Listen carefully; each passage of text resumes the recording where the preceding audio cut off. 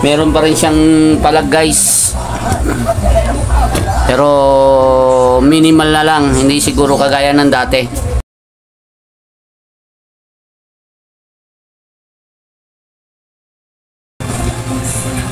So what's up guys, good day sa ating lahat. So for today's video guys, medyo may nakita lang ako pa dito sa ating unit na Beretta M92 ng WE.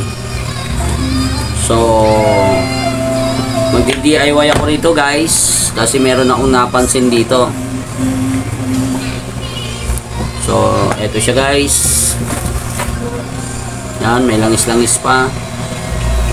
So napansin ko guys, itong aking unit, pag nagbo-blowback siya pag ganyan, napakalakas.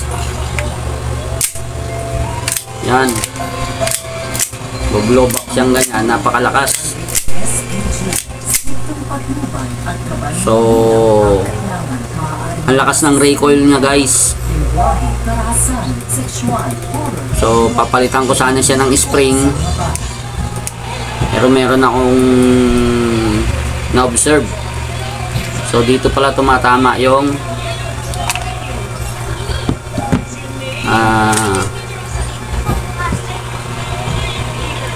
yung mga gas-gas na siya guys. So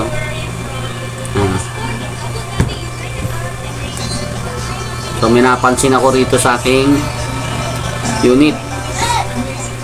So sa sobrang lakas ng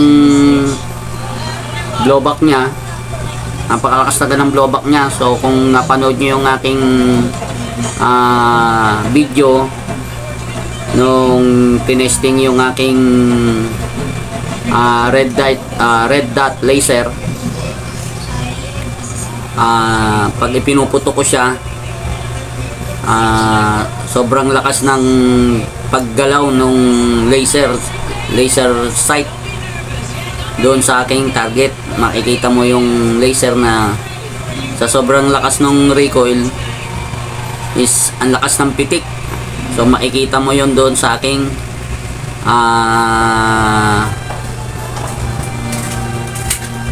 video. So pinag-isipan ko guys, kasi pag nagre-recoil to, ganyan position niya dyan sa loob eh. So yan pag ganyan, so pipitik yan pag ganyan guys, pag nag blowback. So itong part na to, yan, dalawa na yan, dito yan tumatama guys. Dito siya tumatama sa part na to, bukod sa itong rubber na to, parang ayan yung pinaka recoil buffer niya eh. Kumbaga doon sa mga 1911 at saka sa Glock, diba, meron siyang recoil buffer sa ganto niya, sa guide spring guide, meron siya recoil buffer. Ito wala. So ito yung parang nagsisilbing recoil buffer niya eh. Dito yan tumatama guys, yung rubber na yan, dito yan tumatama. So pag ganyan yan, pagka nag ano siya, blowback, gaganyan yan. Yan, dyan yan tumatama guys. Itong pinaka outer barrel at saka inner barrel, kasama yung half up assembly. To yan, dito yan tumatama, yan pag ganyan. So kasabay niyan ito, nagaano rin to, feeling ko umaabot siya dyan, dito, itong dalawang to, dito yan Dito naman tumatama yung dalawa na yon, yung gilid na yon, yung kabilang gilid. So bala ko siya lagyan ngayon ng DIY na parang magiging pinaka buffer nya, yung tatamaan nya. So tatry ko lang kung effective ba or kung magkakaroon ng problema sa pagre-recoil nya, sa pagbulobak nya. So ito yung ilalagay ko guys. Ito parang ano to nakalimutan ko tawag nito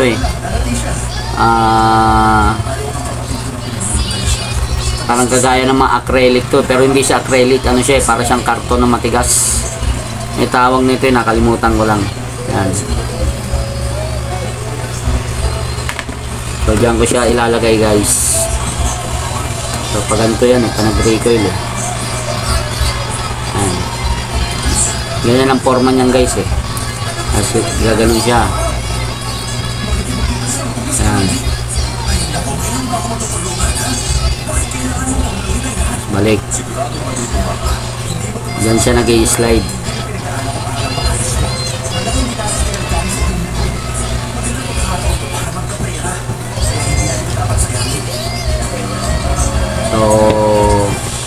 So testingin ko kung may ano to, magkakaroon to ng magandang kalalabasan, kung makakabawas ba siya ng lakas ng recoil o hindi.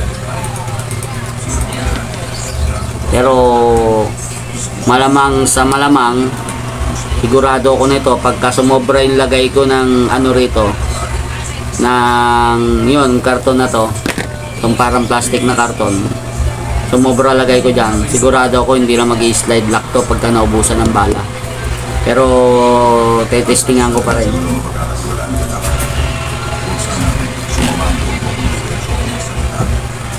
So gagawin ko ng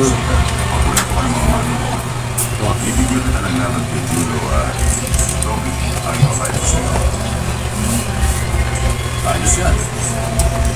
Hinihingi lang ako sa mga ano naman yan? Magpapatalo ka sa pangalawang lang.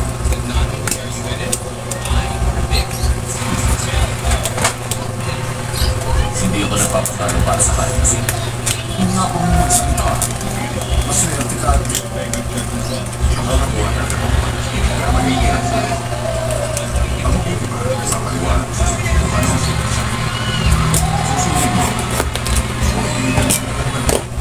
so ito siya guys, no, susukat natin dito. Ayan, sobra siya, no. So ibig sabihin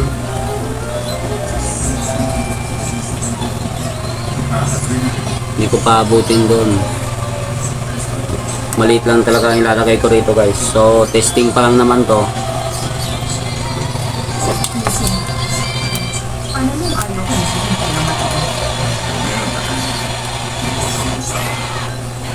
Sasama ka na sa akin o aalis ako mag-isa?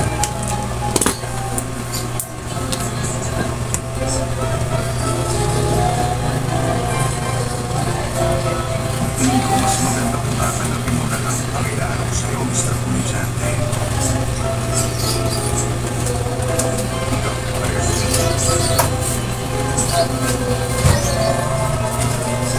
So, anong sagot mo, Big Shot?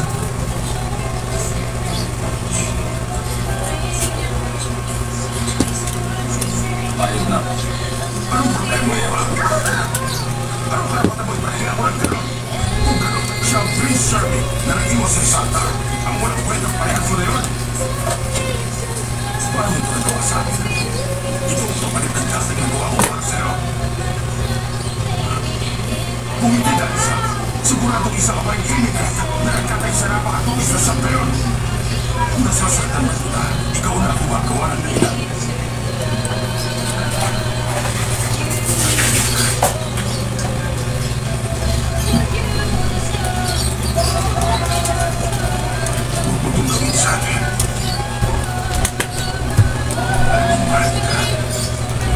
Kalahating bago ang laban, kalahating pagkatapos.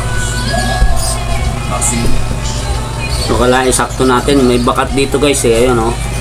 Yung tinatamaan ng rubber na yon, may bakat dyan. Kailangan isakto ko roon yung ilalagay kong ano. Uy, Lucia. Sarado na nilihil. Paano mo na bago kasi? Paano ko pa sasabihin? Hindi na ikaw ang mag-usap ng pagkanin, ha? So itong ginagawa ko guys ay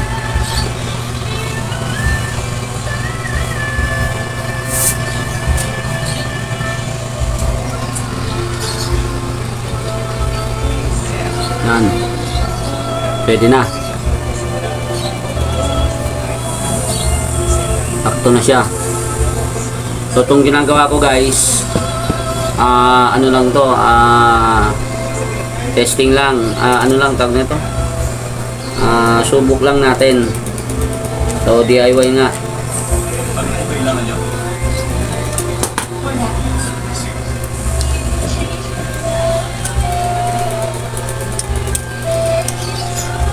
Wala talaga. O baka naman tayo. Hindi naman. Hindi lang ako sanay na nagpapatulong sa iyo.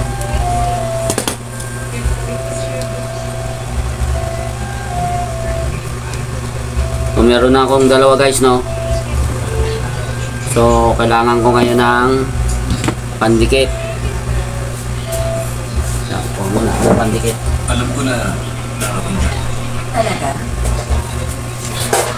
Ganyan ba sa po sa atin ang kaibigan? Kaibigan. Hindi ba tayo tayo? Katrina, nagbago na ako.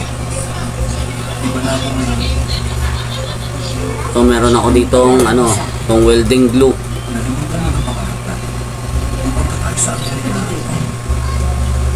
So medyo ano na siya, malapot na. Buong araw kong pinag-isipan ng tungkol sa akin. Iniisip ko kung pupunta ba ako o hindi. Nung hindi ka sumipat ng araw, ang lahat sa buhay ko nagsimula ng kasi. Ang tagal niyang lumabas guys. Magpapaliwanag ako. Hindi ko madali para sa akin. Nessa! Delikado ang buhay. Kailangan ko siyang takasin. Sasakay na lang. So May matulong na sa tulad sa puntang Amerika. Pwede tayong sumakay mamaya ating gabi. Magkita tayo. hindi ko dadamihan yung pandikit guys, konti na. Saan na ba yun? Hindi ko dadamihan yung pandikit, konti lang ilalagay ko. Para kung sakaling babaklasin ko siya,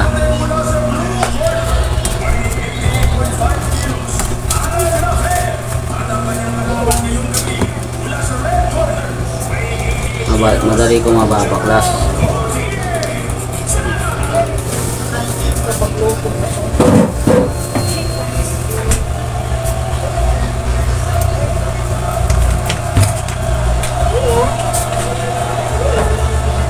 So yan guys, na-install ko na yung isa. Sana lang hindi magkaroon ng ano, sana kung magkaroon ng konting problema, konting problema, tama, konting problema, hindi masyadong malaki ang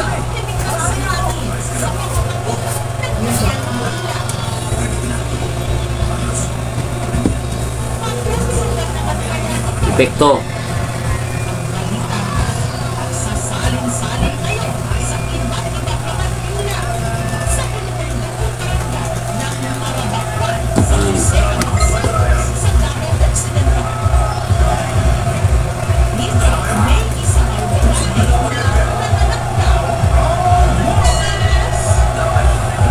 So yan guys,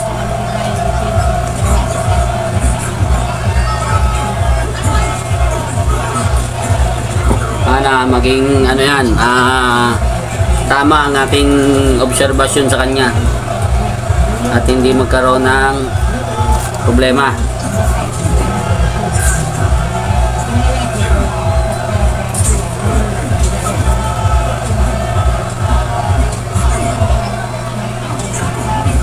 O Testingan na natin guys, no, kung maikakas ako ba.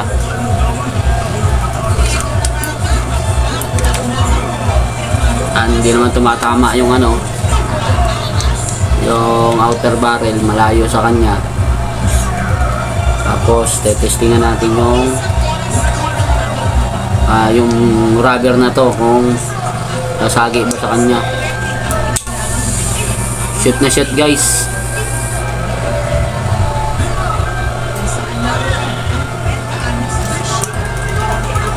Ayan, ito nga yung ating pinaka frame. Kasi ang magiging epekto niyan, pag sumobrang kapal yan, hindi mag-slide lock to.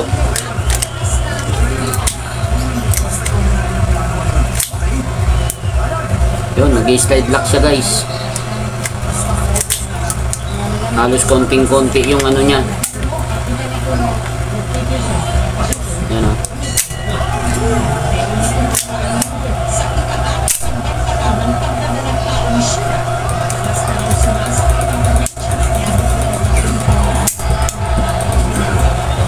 Ayun, titignan natin. Kakarga natin ng konting hangin. Titignan natin yung recoil. Saan pala akong hangin?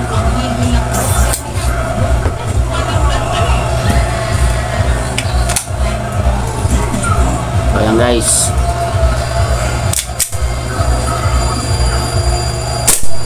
Yun lang. Hindi na nga siya nag-slide lock guys. Ay hindi, hawak ko pala. Yun. Nag-slide lock siya. Tapos parang antigas nung pagkakaano niya.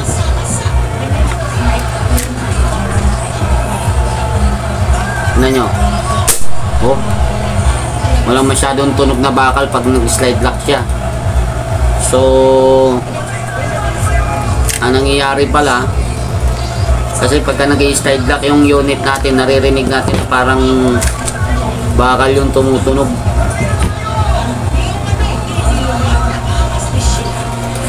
So ayun.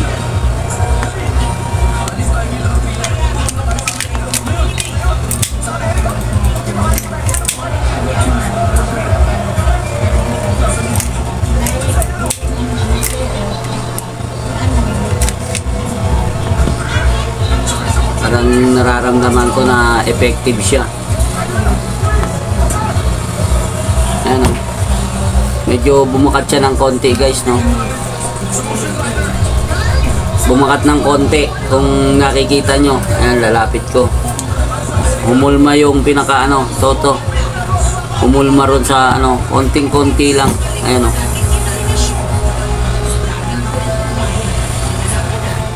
So ayun guys, hindi ko pa siya ano, titignan ko sa laser kung gumagalaw to.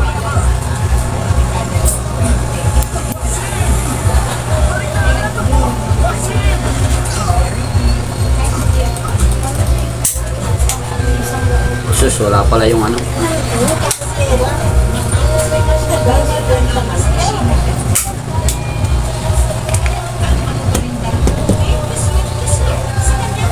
Gagawang ano, wala na rin akong hangin.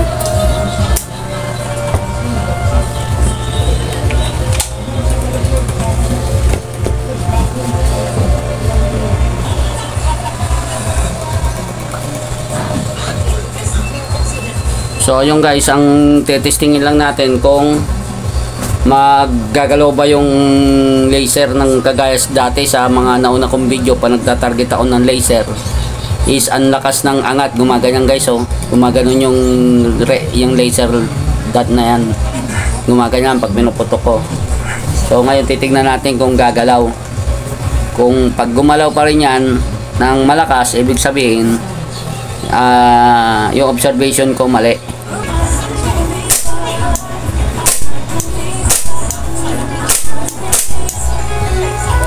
Meron pa rin siyang palag guys, pero minimal na lang, hindi siguro kagaya ng dati.